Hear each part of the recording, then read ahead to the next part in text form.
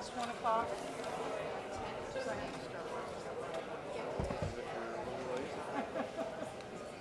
Dot. My family dot. What's your first? I have a schedule. So you want your first name? Oh, okay. Yeah, good idea.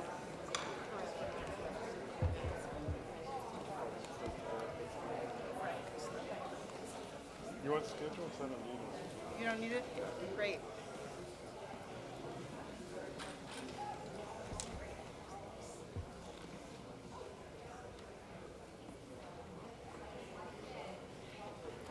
I have two. Yeah, sure.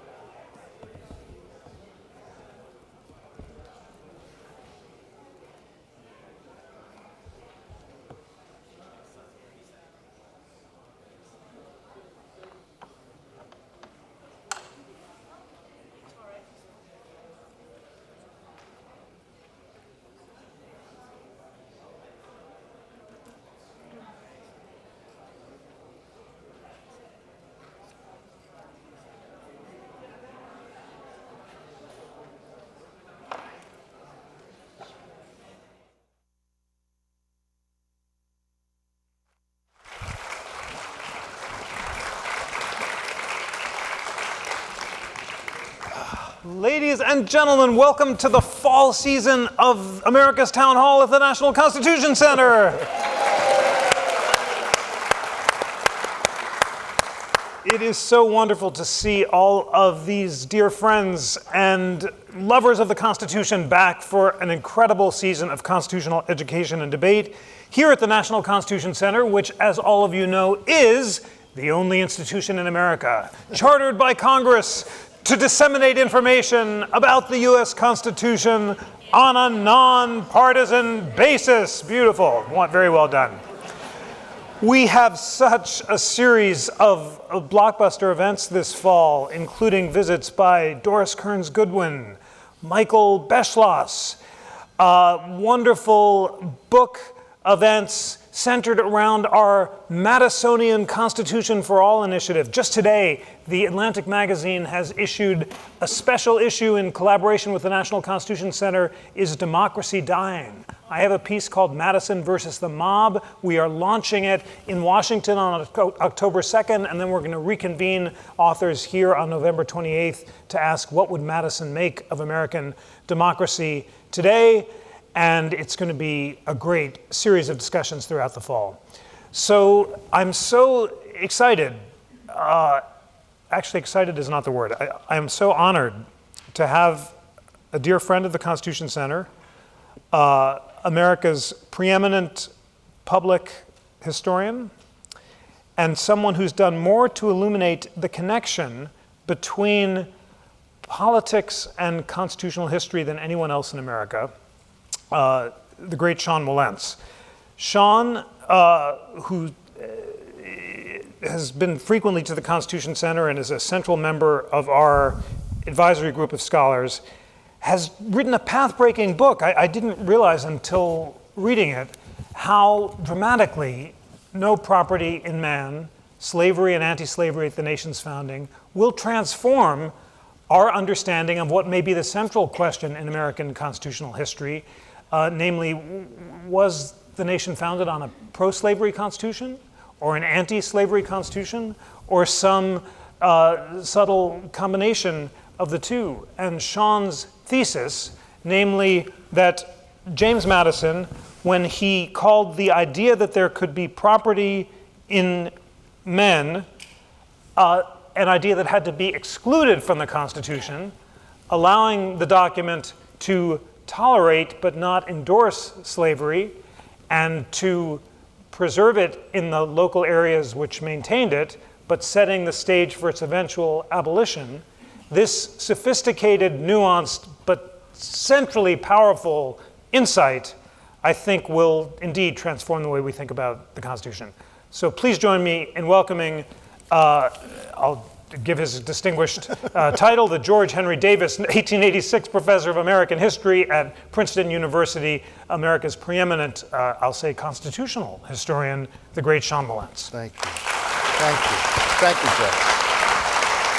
Thank you all. Thank you very much. That was an extraordinary introduction. Thank you very much. Well, it's an extraordinary book, and this idea, I mean, it's like an amazing aha moment. You're reading Madison's notes, and you find this sentence, excluding from the Constitution the idea that there could be property in men. Tell us how you came about this sentence and how it transformed your understanding of the debate between the pro and slavery Constitution and why you wrote the book. Yeah, well, the sentence people have known about. In fact, I was writing a book, in the course of writing a book 15 years ago about democratization during this period, I ran across that sentence in Madison's notes. And I kind of assimilated it to what remains to this day the orthodoxy, and I thought he was not really, but he was saying something different from what the orthodoxy holds. The orthodoxy holds that basically that slavery was excluded. The reason that the word slavery never appears in the Constitution, as it doesn't, until the amendment that abolished slavery, the 13th Amendment, no mention of slavery by the framers, was an act of evasion, a kind of a subterfuge. That they wanted to keep the word slavery out of the Constitution because people would object to it, foreigners would think that Americans are being hypocritical, but that was the reason. It was an act of kind of damage control, if you will, and that was the reason I viewed it as well. But Madison was saying something different.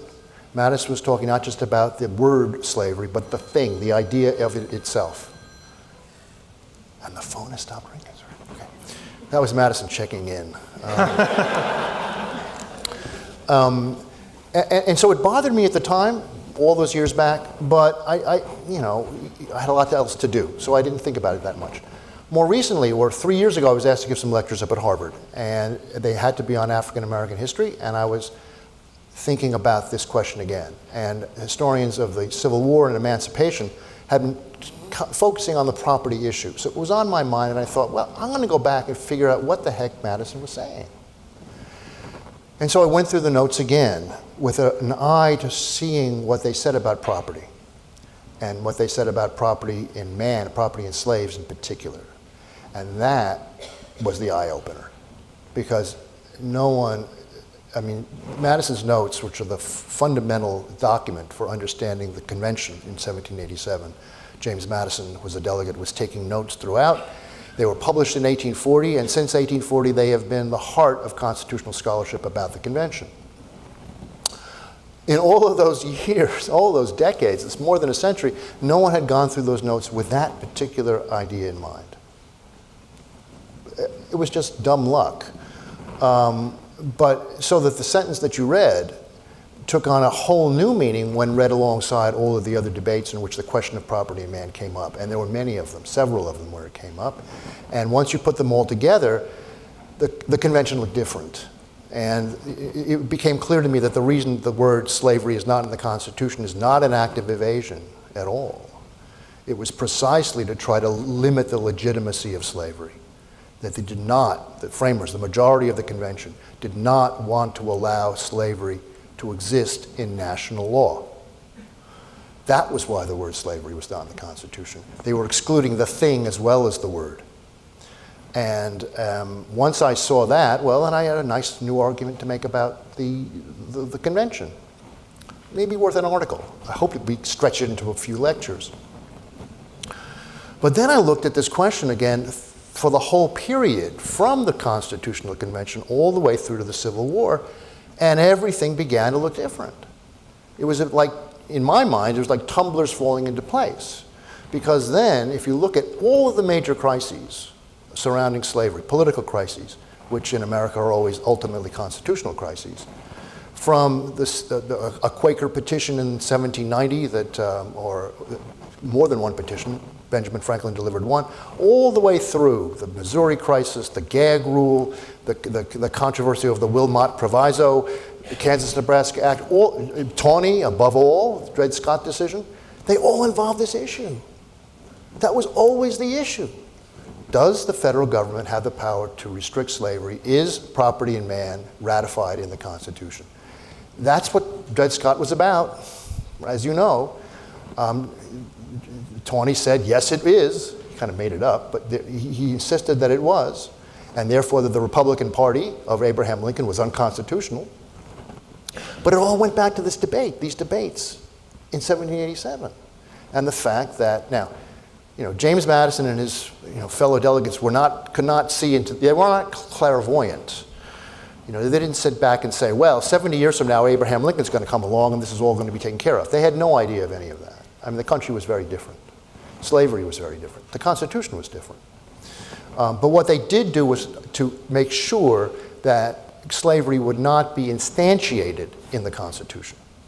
There would be room left open for Congress to limit slavery's expansion. And from the 1780s all the way through to the 1850s, that was always thought of as the first step towards getting rid of slavery, was to limit its expansion, limit its growth. And they wanted to give Congress that much power to do that. And that changed everything. So you hear, ladies and gentlemen, we have to understand each step in this argument. If slavery, property in enslaved people, is a natural right protected by the Constitution, then Congress has no power to limit it in the future. But Sean says that by deliberately excluding the claim that property in enslaved people was protected, the convention allowed politics and Congress in the future to restrict or allow slavery as the political moment demanded. Exactly. So we need to go through each stage of this argument so we all understand it together. Tell us what the competing positions at the convention were about the constitutional status of slavery and how it was that Madison elided them by excluding from the Constitution the idea that there could be property in slaves. Well, the chance that the Constitution was actually going to recognize slavery as something other than a local institution was probably not in the cards at the convention, but it kept coming up. They couldn't avoid the issue. And there were places where, unless the framers were being very, very careful, they were going to, almost by accident, admit the idea that property in man could be part of the Constitution. There were three basic compromises. The 3/5 clause, you all remember the 3/5 clause? Everyone is, but let's run through it so we all review our constitutional history. That for the purposes of representation in the House of Representatives as well as in the Electoral College, as it turned out, slaves would be counted as 3/5 of a person. That was to say they were going to give the southern slaveholding states a bonus in representation in the House and in the Electoral College. And that was done to give the slaveholding states parity in politics, give them an extra weight. Without allowing them to completely dominate, because enslaved people weren't counted. Absolutely. Many of the slaveholders wanted slaves to be counted 1-to-1, right? Because they would have given the slaveholding states even more representation. But there was an argument about that, and the key to the 3/5 clause portion of all of this was precisely the way that they worded it. They borrowed the wording from a congressional resolution that actually didn't get passed from 1784, I think that's right. And also, by 1787, if you wanted to talk about slavery without honoring it, without ratifying it, you did not refer to slaves as slaves, you did not refer to slaves as property, you referred to slaves as persons held to service or labor. Now, this all gets very technically lawyery, but think about that for a second. Persons held to service or labor. That would include indentured servants. That would include apprentices. That would include a lot of people who were not owned as chattel. You were recognizing slaves under a category in which property did not enter in. Chattel property did not enter in. And when the 3/5 clause was written, that was the way that the slaves were described. There wasn't 3/5 of slaves' will, it would be 3/5 of all persons held to service or labor, or words to that effect. So the 3/5 clause, which came up early in the debate, it goes from May to September, very early on these questions of representation come up. That was a deflection of the question of property in man. But there are three other places where it comes up. Two well known, one not so well known. One was on the question of the Atlantic slave trade. Under the Commerce Clause, the federal government should have been able to regulate the Atlantic slave trade. The South would allow that to happen. The slaveholding states, and when I say that, I don't mean the state of Virginia. The lower southern states were intent on keeping the slave trade within the hands of the states themselves, as it had been up to this point. And Virginia is different because they think they're enough already and they want a monopoly on the existing. Well, they also have the humanitarian thing. I think that's been I mean, the Virginians like George Mason have been against the slave trade long before the economic thing kicked in. So the South Carolinians would always accuse the Virginians of being, rather cynically saying that all had to do with making money rather than humanitarianism. I think the Virginians were more idealistic than that. But the point is, are you going to allow the federal government to have any kind of power over the Atlantic slave trade? Because in those days, most people assumed that getting rid of the slave trade was the first step towards eliminating slavery. This is the end of the 18th century. We're not at the cotton boom yet. We're not in the slavery of the 19th century. For a lot of people, that was the first step towards getting rid of slavery, and the anti-slavery delegates wanted to make sure that the federal government would have the power to regulate and indeed abolish the Atlantic slave trade. And in fact, they get that. Now, the Southern delegates are really good politicians, and they manage to salvage a lot.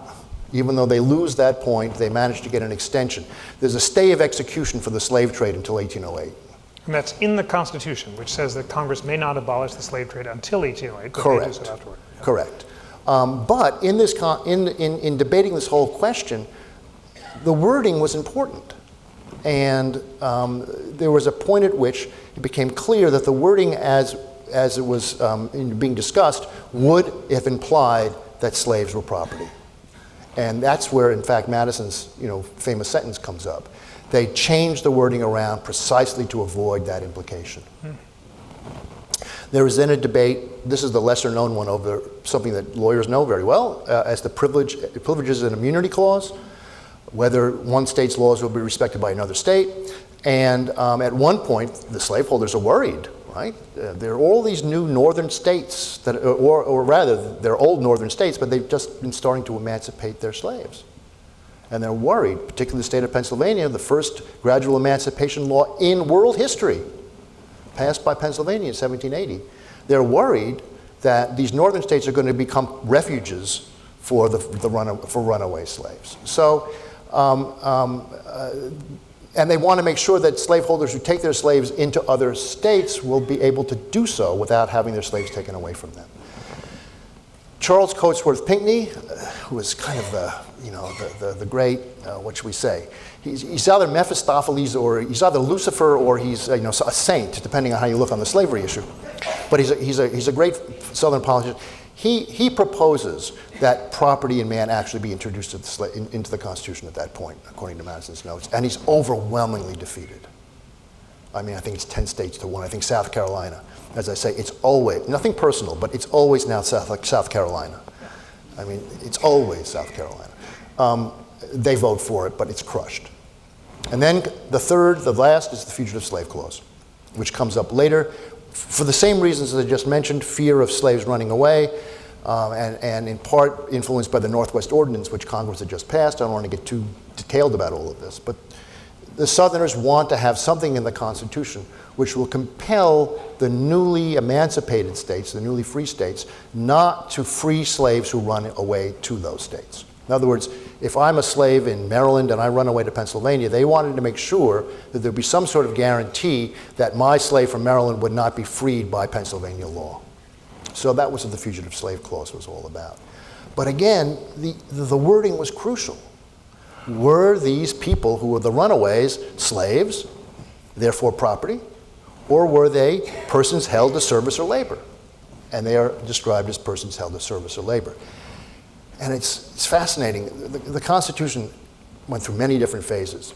And I should add, at one point it looked as if none of this was going to happen, or rather, none of the concessions to the South would have won everything.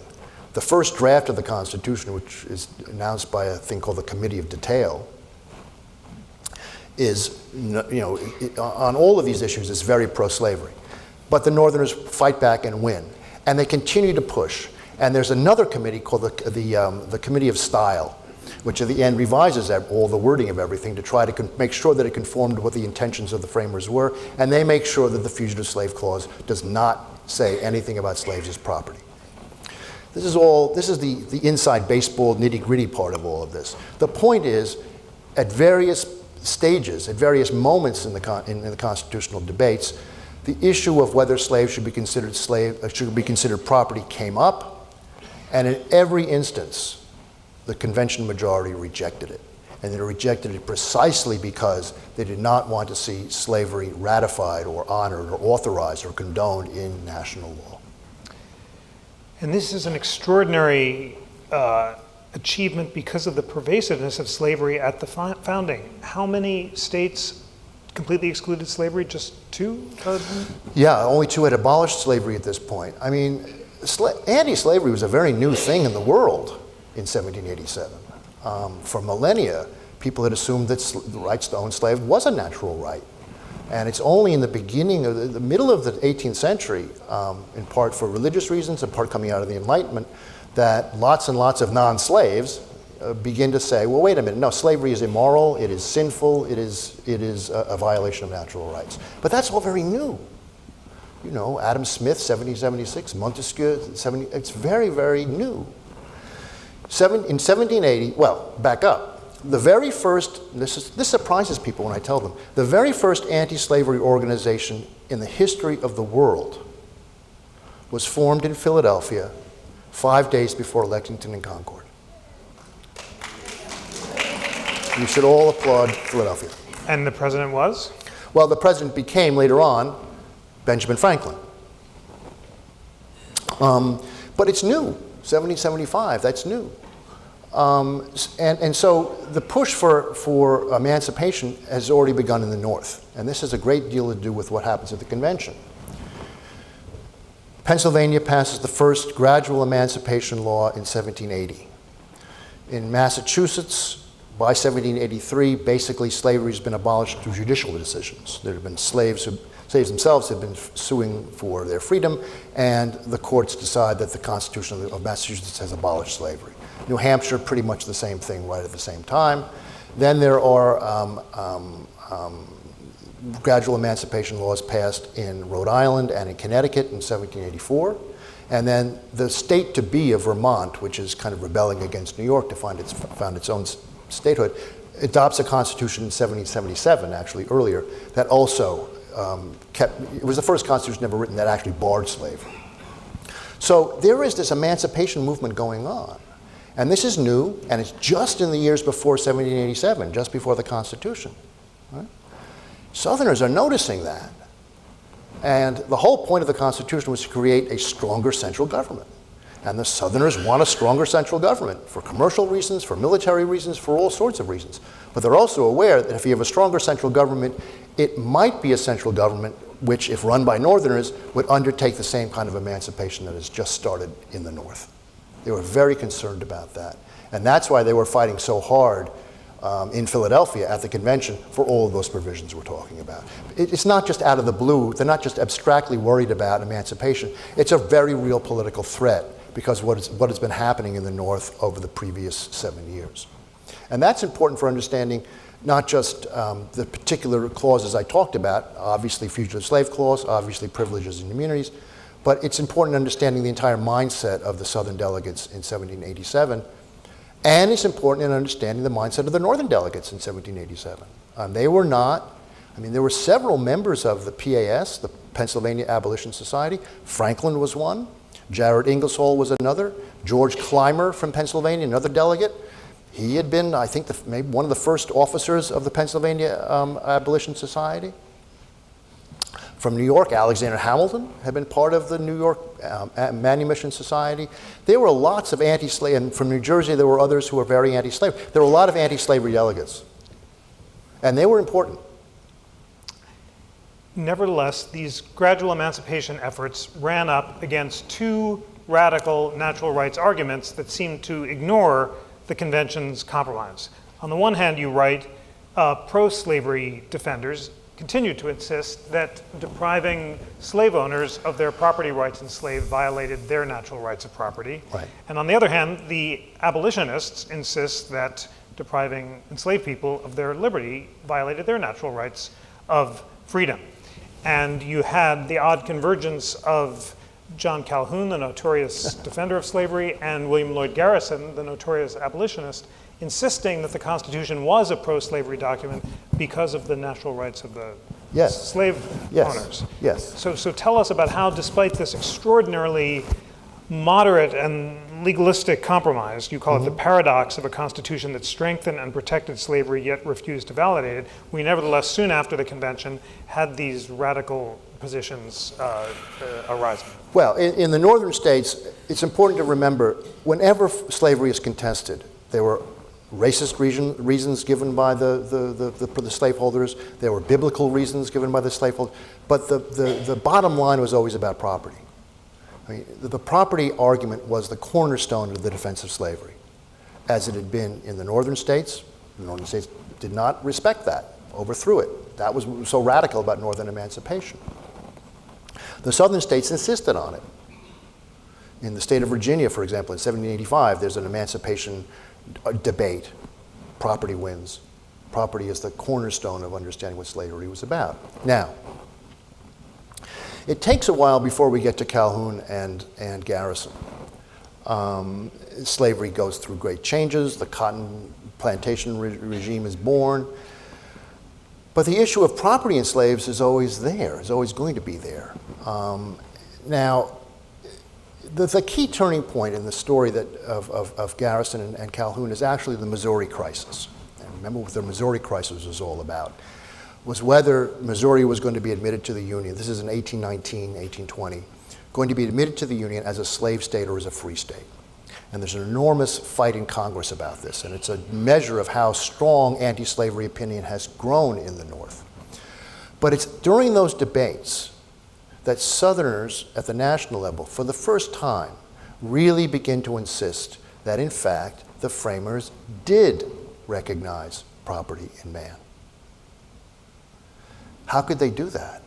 It didn't. The Southerners had more or less said it didn't. Why the change? How could that have happened? Well, for one thing, Madison's notes weren't published yet. I mean, no one knew. And people were always writing to Madison, what did you all think? And Madison, being Madison, would kind of equivocate and say all kinds of things. But there was no reliable record for what the Constitutional Convention had done. That's number one.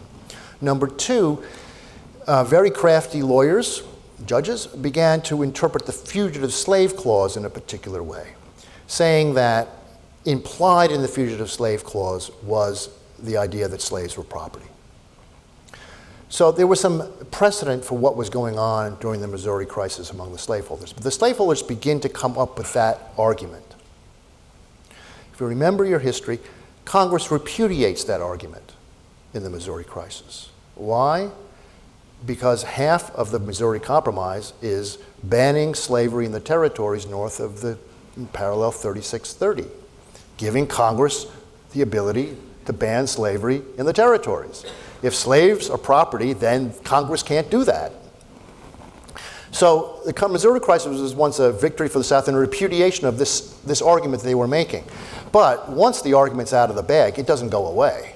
And Calhoun picks up on it, and as Western expansion in particular becomes a bigger issue, that and D.C., the status of slavery in the District of Columbia, the Southerners begin to climb onto this bandwagon of saying, yes, slaves are property according to the Constitution. And therefore, the federal government can do nothing to interfere with slavery anywhere, even in places where it has jurisdiction, as in the territories and in the District of Columbia. And that's going to be the fight eventually that causes the Civil War. I mean, by the time you get to the 1860 election, you've had the Republicans, the Republican Party of Abraham Lincoln, saying very clearly, we have the power, Congress has the power to restrict the expansion of slavery. And the Calhounites, Calhoun is already out of the scene, but Jefferson Davis and his people are saying not only that the federal government does not have that power, but that the only power the federal government has over slavery is to protect it. And so these seems like constitutional fine points. This was the cause of the Civil War. This is Lincoln's position over which the Southern states seceded. And when the Southern states seceded, they formed a government of their own, the Confederate States of America. And they have a constitution of their own. If you go back and look at the Confederate Constitution, it's almost word for word the U.S. Constitution, except on all of those things about slaves as property. They make it explicit, slaves are property. And Southerners are saying, we finally did it. So one of Sean's extraordinary contribution to our understanding of American history is his teaching us that all of the great political battles in American history have been constitutional battles. So we're approaching the Civil War, and we have three positions on slavery. Lincoln says that Congress does have the power to ban it. Stephen Douglass says that it's up to each of the territories to decide or not to ban on their own. And then there are the abolitionists who say that it's already a violation of natural law. And then fourth, I suppose, the Calhounites say that attempts to ban it violate the natural rights of slaveholders. Right. And in the Dred Scott decision, Chief Justice Taney endorses the minority Calhoun position, which has been repudiated by both of the sitting houses of Congress, and says that the Missouri Compromise, half of which has already been repealed, violates the natural rights of slave owners. Correct. Say it more clearly than I just did, because we all have to really understand why it is that Dred Scott is considered the most infamous constitutional decision of its time. Only the second time in American history that the Supreme Court has struck down a federal law. The first time was Marbury versus Madison. So what was Dred Scott? Why was Taney's holding so controversial, and what were its implications? Right. I mean, at the heart of the Dred Scott decision was a ruling about precisely the question of slaves as property. And Taney says many things in that decision, but the heart of it is precisely that Dred Scott not only doesn't have standing to sue, but that Dred Scott is property. And as property, no law can undo that status. Now, Taney says quite directly what Calhoun and others have been saying all along, but you know, Taney is the Chief Justice of the Supreme Court. He's not a senator from South Carolina. He is there to decide what the Constitution says and doesn't say, and he says that the Constitution recognizes property in man. Now, what that does is many things. First of all, it declares the Republican Party position unconstitutional. It also basically declares the Douglassite popular sovereignty view unconstitutional, although Douglass is going to try to square the circle, and he doesn't do a very good job of it. The only, the radical, the idea that the Fifth Amendment somehow would abolish slavery, that's laughable. The only constitutional position is the Calhounite position, according to Taney. Well, then that was it, folks. I mean, at that point, the pro-slavery position, which only emerged very gradually, it was not there at the beginning, only emerged very gradually. What I take now from what I found, the basic, I call it a lie, certainly misrepresentation of the Constitution that Taney undertook became, in effect, the law of the land. Hence, the election of 1860 became, in some ways, a referendum on whether slaves were property according to the Constitution. That was the basis of what the Republican Party platform was all about. You could not limit slavery's expansion in the territories without denying the Dred Scott decision, without saying that, in fact, no, the Constitution does not recognize slaves as property. We have Congress has the power to keep slavery out of the territories. That's really the issue. So so Taney, and so Lincoln has to say, and now it is the law, right? The Supreme Court has spoken. And Lincoln is kind of cagey about this, but he says, look, this has been wrongly decided. And by now, I should add, Madison's notes have been published. And and Lincoln in particular, who's a lawyer himself, studies those notes very carefully. And he looks at precisely the things actually that I was looking at. I could have saved myself a lot of time by looking at Abraham Lincoln first. That may be a general rule of life, actually. But he didn't have it exactly right. But he had it more right than other people did. And he gives a very important speech at the Cooper Union, then called the Cooper Institute, in February 1860, in which he is basically announcing his candidacy, and he refutes Douglass and Tawney on precisely this point, going back to Madison's notes, quoting exactly that sentence, saying, "This is what we stand for. This is the Republican Party.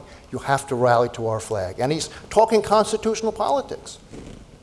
It's not abstruse, but it's right at the heart of things. And John C. Breckinridge and the slaveholders are saying, "Not at all. Tawney's right." And then 750,000 lives later, the Civil War is over and slavery is done away with. It gives me chills to think about Lincoln standing up in Cooper Union, quoting Madison and saying that Dred Scott is a violation of the original understanding of the Constitution. Here are Exactly the right. words of the master. Tawney is a bad originalist. Yes. Justices Curtis and McLean filed powerful dissents in Dred Scott, noting that free African Americans at the time of the framing did have rights to vote and other civil rights. Did either of them cite Madison's both notes? do. I don't think, I'd have to go back and check if they cite the notes directly. But they make the argument that Tawney's point is just not true. And that the framers had meant it far from enshrining. I don't want to property say in it slavery. clearly because I know, Yeah. I don't want to say out of speak because it's specific. Yeah. But it's very clear, if not in the dissents, I think they're in the dissents, but it's very clear to the outside, to the politician, to the political leaders, that that's the stake. I mean, if you read the newspapers at the time, they're very, very clear that it's the Madisonian issue that is dividing people. They say it quite explicitly. And does Lincoln insist that the idea that the Constitution cannot create property in slaves is a central goal of the Civil War, to repeat? Well, I mean, once you have secession, you have a whole other issue. So people are talking about the legitimacy of secession, and the War of the Union takes precedence over questions of slavery. But by the time, well, very early on in the Civil War, the question of slaves as property is a big deal.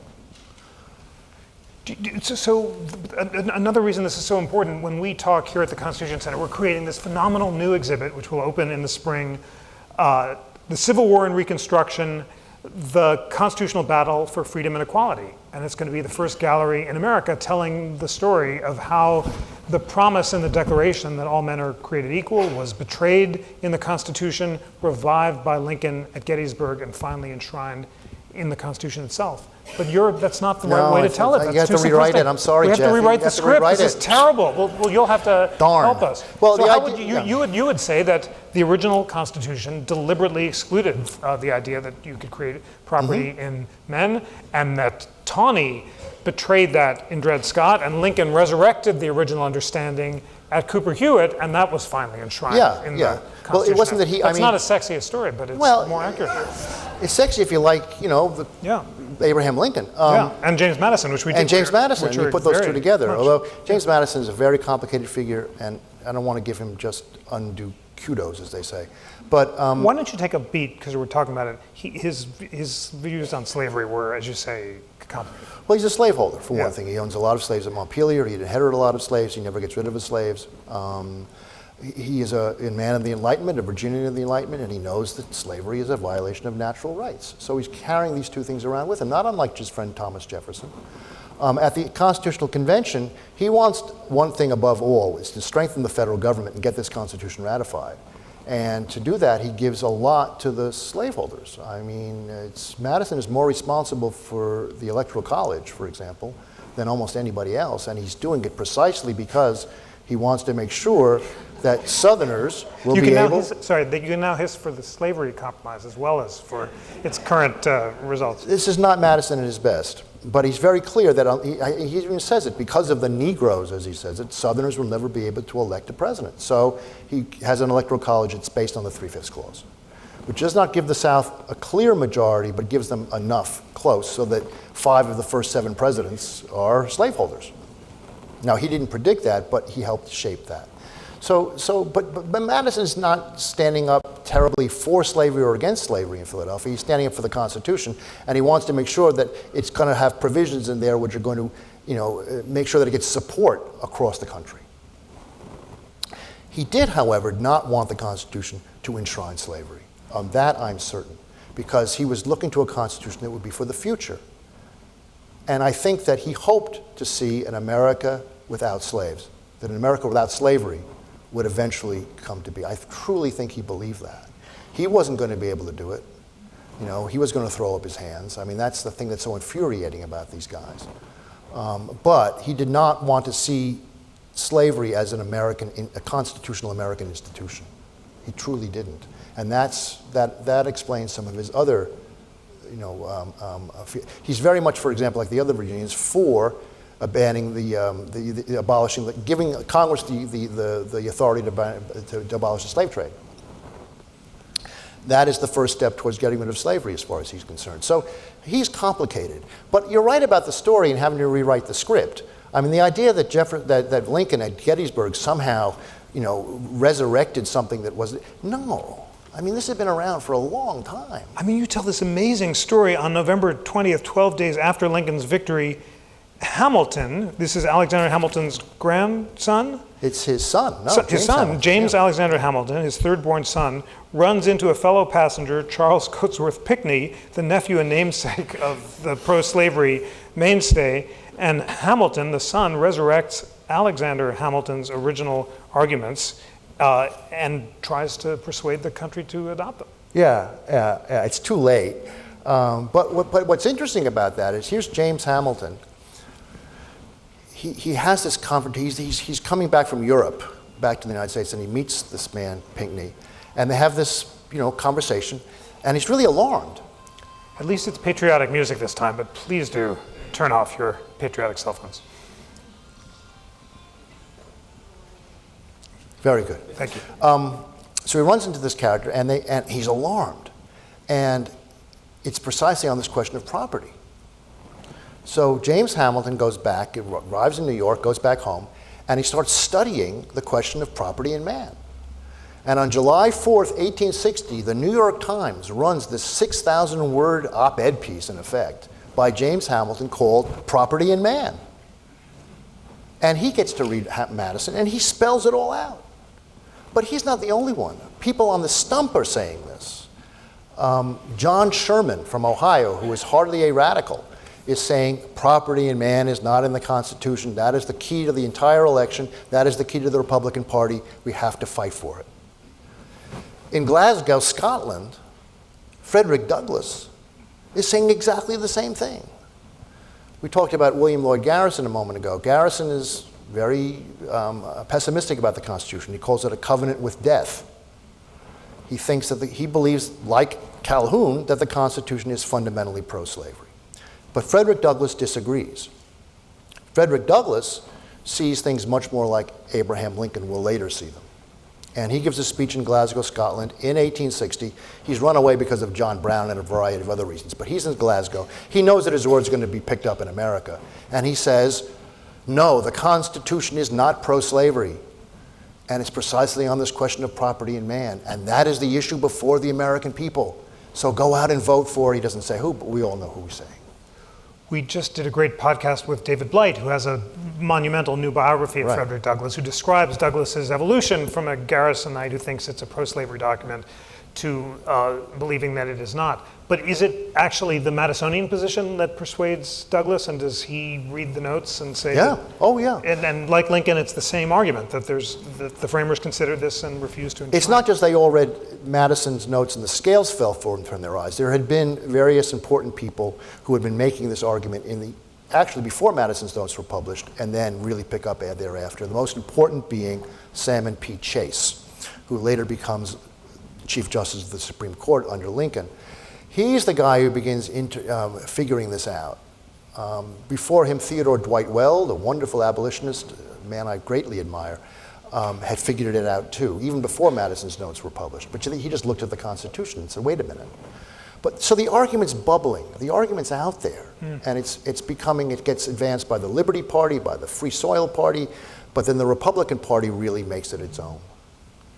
And what is the influence of this argument and this history on the drafting and ratification of the 13th Amendment, which abolished slavery?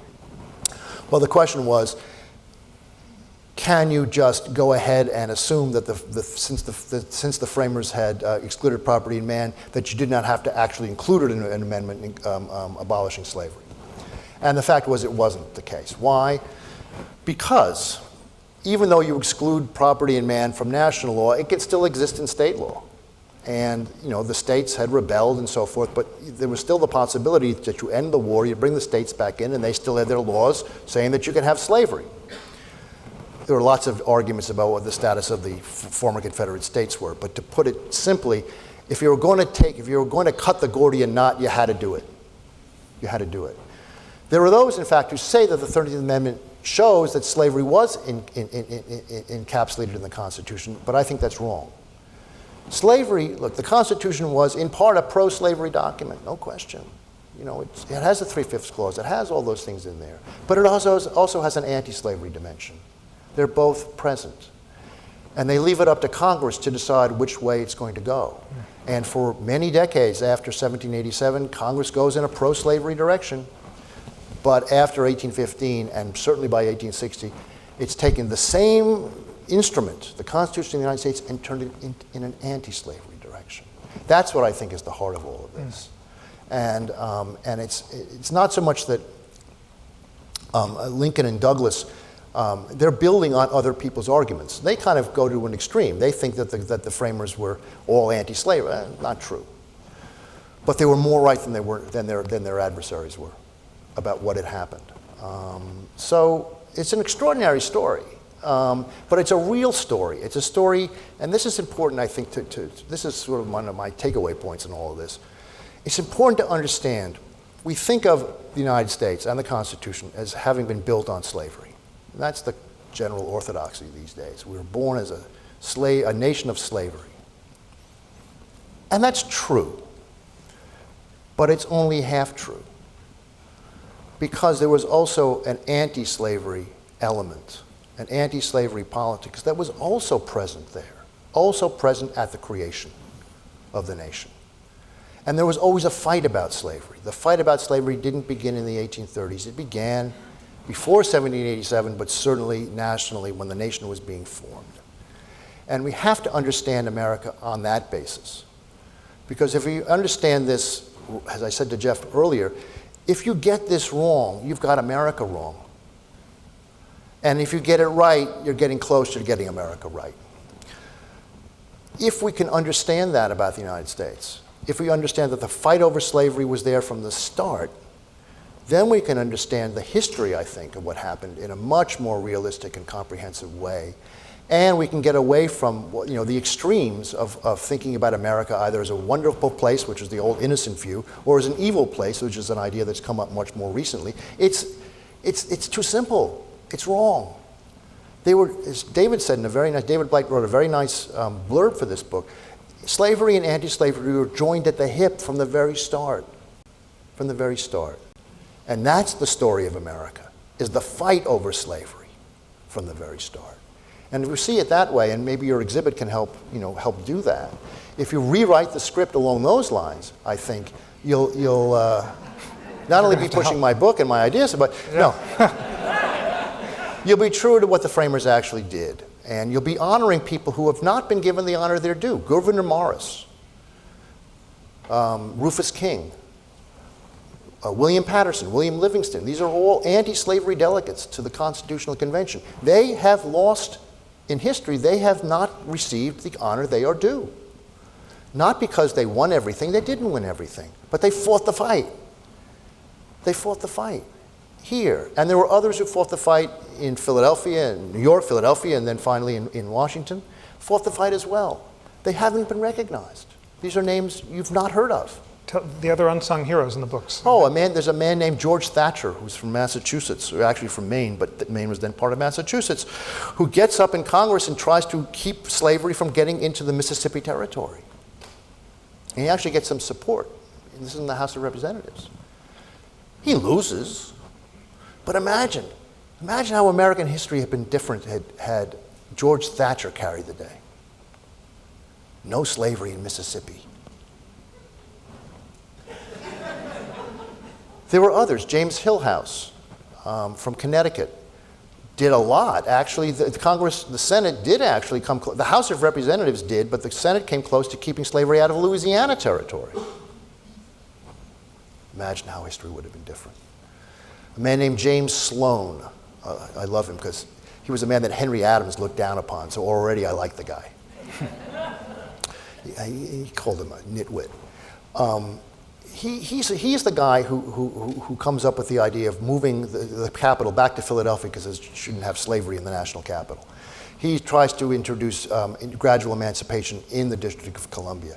He is as I said somewhere, it's as if a SNCC organizer had somehow been elected to Congress in 1960. This is James Sloan. I mean, he's a white guy from New Jersey, but still. And he's a bit wacky, and it's great, and he's a real character, a real person. But there he is doing all this wacko stuff and actually getting somewhere. James Sloan in 1804 got through the House effectively keeping slavery out of Louisiana territory. The House of Representatives voted to keep basically to ban any entrance of slaves thereafter into Louisiana territory. The House voted in favor of that. Did any of you know that before you came to this room? I didn't know it until fairly recently. These are part of the struggle. Now, he didn't win in the end, and they found a way to evade it, and the Senate didn't approve it. No, it didn't work out. But it didn't work out not because people weren't trying, and in fact winning at the national political level. So I think it's that history also that I'd like to bring back into circulation, because it's been utterly forgotten. And these men and the women that they were part of the movement as well, and free blacks and slaves who were all part of this effort. This all has to be recognized, or else we're never going to understand how this country grappled with an institution that was very fundamental to its existence, but the reaction against it was also fundamental to its existence. What is so powerful and so transformative about this book is that you answer the question posed by Thurgood Marshall at the beginning of the book, namely, how could a pro-slavery constitution become an instrument for anti-slavery politics? And your answer is by refusing to constitutionalize the question, by leaving it up to politics. Correct.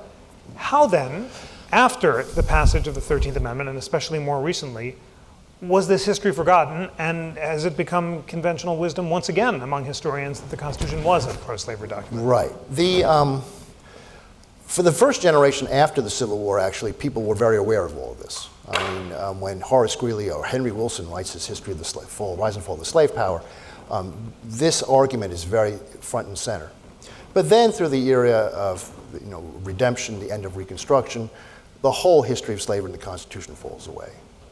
I mean, when Charles Beard writes his great history of the United States, and he talks about the formation of the economic interpretation of the Constitution of the United States, slavery is not there. It's just ignored. Slavery drops out of the history of the Constitution, much as it drops out of a lot of American history, frankly, the way it was taught, the way it was read, the way it was written about. Southerners kind of take over the American historical profession. So the whole slavery issue was just forgotten for decades and decades and decades.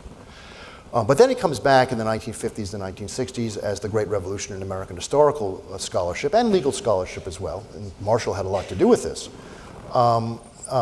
put slavery back at the center of things. But then I think historians grabbed on to the most radical view about slavery in the Constitution, which was that the Constitution was wholly pro-slavery. And that became a view in the 1970s and 80s, and it remains the dominant view, I think, in history departments and in law schools around the country. And, look, it was good that view superseded the older view. I mean, yeah, slavery was important to the Constitutional Convention and to the Constitution. The slaveholders did have great sway. This is important to recognize. But in doing so, I think, in adopting the Garrisonian view as opposed to the Douglass and Lincolnian view, which they kind of, poo-poo away, they made a mistake. They got it wrong. Or rather, they got it partly wrong. I mean, I've said at the beginning here, the view of the currently prevailing view, it's not that it's wrong, but it's going to require an amendment. It's going to require an amendment. And the amendment is precisely to understand the question of property in man and the anti-slavery dimensions that were eventually going to make it possible for people like Lincoln and Douglass to come along. All right, we have some magnificent questions, as always, from our great audience. Here are two that will go together. Did Southern delegates argue to have the word slavery in the Constitution? And how did they justify counting them as 3/5 without giving them at least 3/5 of the vote, or was that not considered as making any sense logically? Well, the second question is easy. No, they didn't. It never came up. The idea of slaves as citizens, voting citizens, was not on the cards. Certainly, the Federal Convention wasn't going to decide that. The reason had to do with a presumption among the framers that wealth ought to be counted as part of apportionment. And these are not 19th, let alone 20th, let alone 21st century Democrats that are assembled here in Philadelphia. They believe that wealth should have a say. Now, what do you do about wealth and slaves? You can't recognize slaves as property. The 3/5 clause doesn't do that. But you have to at least give, in Southern law, slaves are property. That's a large part of Southern wealth. How are you going to be able to account for that wealth if you don't count the slaves as part of the population? Once the framers decide that population will be the basis of representation rather than wealth itself. So it more had to do with that. But slaves it was never an idea that you were going to give slaves the vote. There was never an idea that you were going to allow slaves within the pale of citizenship of one form or another, even of humanity in some ways, a form of social death, as Orlando Patterson has put it. But it was an add-on. It was a formula to try to recognize the Southerners' wealth as part of why they should be represented. Without the 3/5 clause, the lower South in particular, and remember Virginia's kind of on the fence about a lot of these issues, the lower South would have been an isolated minority for a very long time. I mean, they just didn't have the people. South Carolina, Georgia, there's 80,000 people in Georgia, something like that in 78. Nobody is there. They would have been but with the 3/5 clause, they have a fighting chance. And they use that fighting chance all the way to the 1850s and do very well with it. So that's the part about the 3/5 clause. Now I've forgotten the first question. The first was, did Southern delegates argue to have the word slavery in the Constitution? That's interesting. At certain points it comes up. George Mason, a Virginian, says he'd be perfectly happy to have the word slavery in the Constitution. But from the beginning, I think the Southerners are wary of trying to do that, and it doesn't really come up. And they're aware that if they do that, that the Northerners will explode. So they just don't press the issue, except in that one instance that I cited about Charles Cotesworth Pinckney, where in order to get the privileges and immunities clause that he wants, he appears to want to enshrine property and man in the Constitution, which is to say slavery. And that's the one instance where I found that they actually try to push for that. At one point when I was doing this research, I kind of thought that the Southerners were pushing for it in a very, stealth-like way. I'm less convinced of that now, but I do think that they would have been perfectly happy to allow slavery to be in the Constitution. They would have been overjoyed. And I think they would not have been disappointed if by subterfuge with the wording, that the implication would have been left that slaves were property. They would have been very happy with that as well. But they don't object too much when the majority of the convention actually eliminates those ambiguities. In part because they can see the one time when it came up, they get crushed. It's just not going to happen. The convention majority will not let this happen, and the South knows it.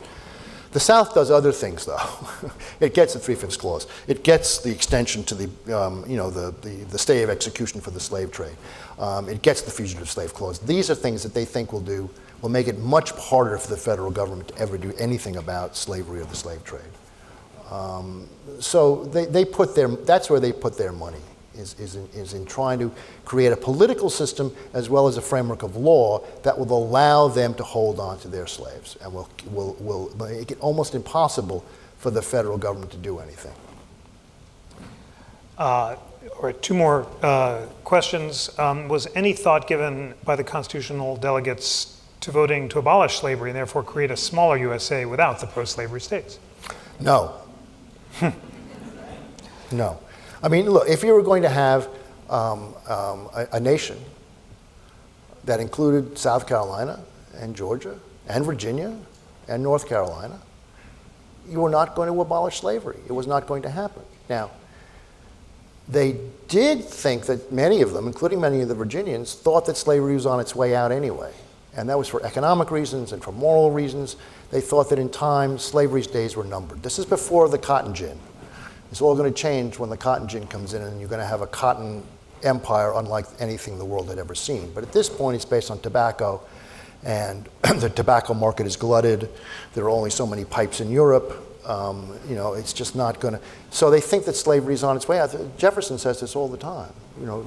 That finally morality is catching up with expediency, or the other way around. So the framers were not about to abolish slavery. They were not going to interfere with the property laws of existing states. They just weren't going to. But neither were they going to say that slavery was a national institution, thereby abrogating the laws of the northern states, which had changed about all of this. So the question of abolition did not come up. Now, there were Northerners who said, Northern anti-slavery, radicals, who said, this is a terrible constitution. We've given too much to the slaveholders. We should let them go. We don't want to have anything to do with them. We should form a northern America and let the South go. We're not going to have our consciences. Now, there weren't that many of those people, but they were there, a bit like the Garrisonians in the 1830s, 40s, right to the secession crisis. But think of what that would have meant. First of all, in 1787, 88, New Jersey and New York were still slave states. Would New Jersey and New York been included in this Northern Confederation, or would they have gone with the South? Hard to say. So it just wasn't realistic. Then think about, in fact, if New York and New Jersey had decided, okay, we're getting rid of our slaves, we're going to do this, form this Northern, how would that have been good for the slaves? Not very. Because the South could have consolidated its own nation. It wasn't, it wasn't going to do anything to ameliorate the condition of the slaves if they had done that. It wasn't in the cards anyway, though. It just wasn't in the cards.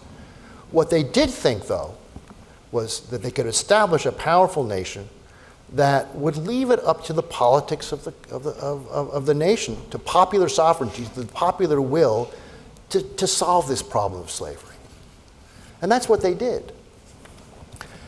And this might sound a little odd, but I'm going to say it anyway, because I always say odd things at the Constitution Center, so I might as well say my odd thing now. Yes, true things.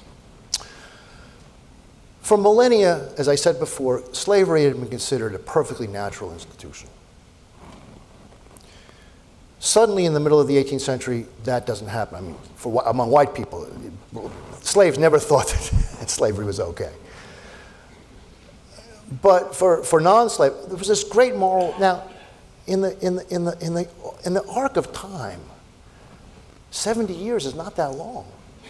70 years is not that long. And America, the United States, goes from being a true slaveholding nation in 1776, all 13 colonies were slave colonies, to abolishing slavery in 80 years.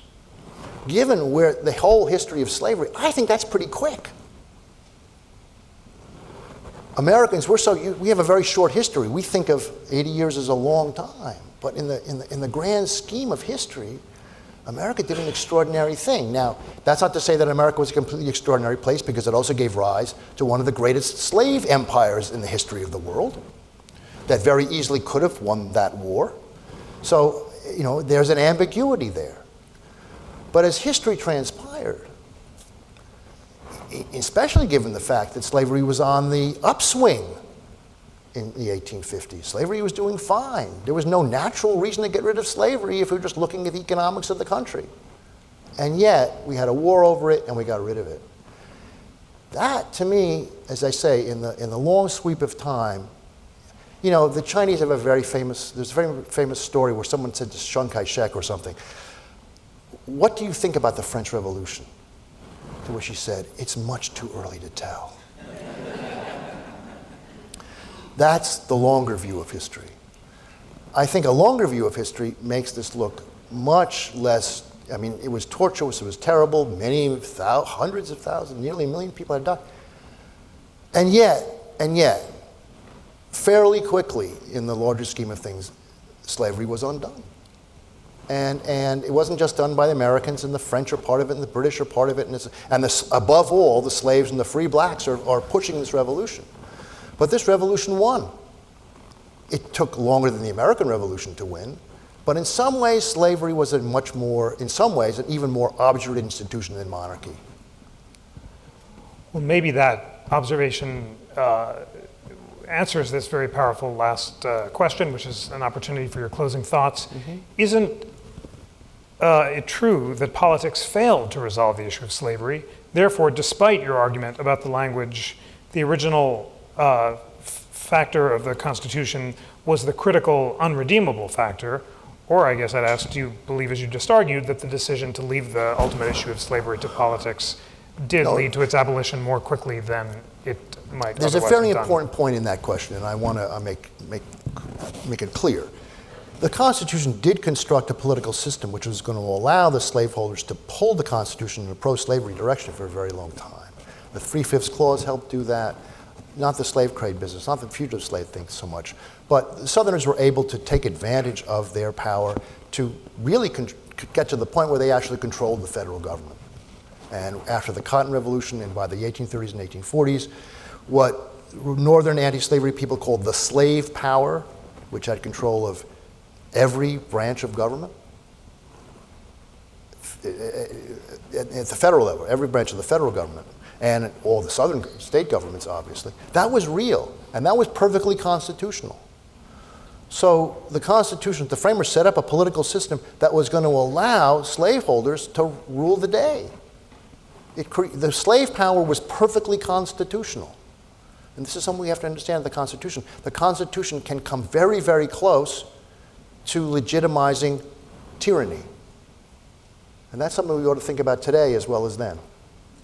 You can have a legitimate tyranny under the Constitution of the United States for all of its glory. However, the politics could also go in the other direction. And really that's my point. Because ultimately, the system that the Constitution opened up gave just enough room for the politics to move in the other direction. For politics to move in the other direction precisely when slavery was reaching its apogee, its zenith of power. Along came all of these brave men and women who were going to fight slavery and form a political movement to end it, and they found room in the political movement, in American politics, to do that. I mean, the more I think about it, the politics working themselves out, the Republican Party of the 1850s is one of the most extraordinary institutions in world history. It's the first mass organization of its kind in politics that was anti-slavery. Never happened before. I mean, the Pennsylvania Abolition Society was great, but it wasn't the Republican Party. It was going to elect a president. The Constitution made those politics possible.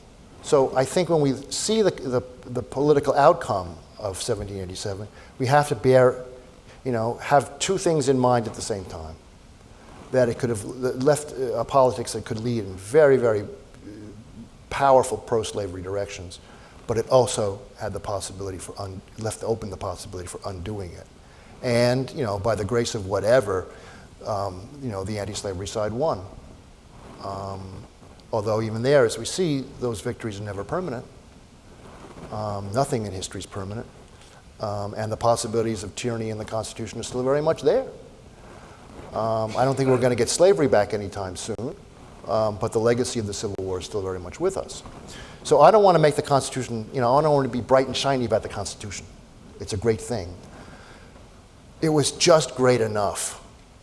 And that's the importance of this, what I write in this book, I think. It was just enough to open up the possibilities for abolition, for the end of slavery. And the framers have to be criticized and understood for all that they did to move in one direction, although under the duress of necessity. They weren't doing it because they loved slavery. They did it because they wanted to have a nation, and the nation took precedence over all of that. But they made sure that their progeny, us, would not be bound to slavery, that we could undo it. So if slavery gives us the room for tyranny, it also gives the room for anti-tyranny. And that's the Constitution we've got, and that's why we have to continually fight for it. That's a presentist conclusion. But I think that in terms of the question, I think that you have to see the Constitution as both with regards to slavery. And it was both not by accident, but by design. And I call it a paradox. It's a paradox that turned into a contradiction. A paradox is something that, is just an irony. A contradiction cannot last. A contradiction is unstable. This looked like a paradox because it looked like eventually slavery would disappear. When slavery would not disappear, it became a contradiction, and they could not hold together. These two constitutional possibilities could not hold together. Why? Because you had two property regimes that had emerged. One thought that property in man was a violation of natural rights. The other enshrined property of man as the cornerstone of their society. You could not have those two regimes under one constitution. And eventually, under constitutional means, the anti-slavery society won the politics. And so the solution, the slaveholders had no choice but to secede and to form the constitution of their own, having fought for 70 years under the illusion that the Constitution was what they said it was, that it enshrined property in man. They had to find a constitution of their own, which did enshrine property in man, thereby contradicting what they'd done for 70 years, but getting what they wanted. But Abraham Lincoln, as Abraham Lincoln said, treason or secession is treason, and treason is war, and that's what happened.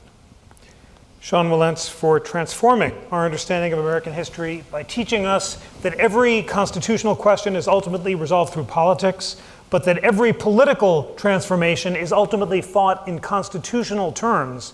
You have all of our sincere thanks. Thank you. Please join me in thanking you. Thank you very much.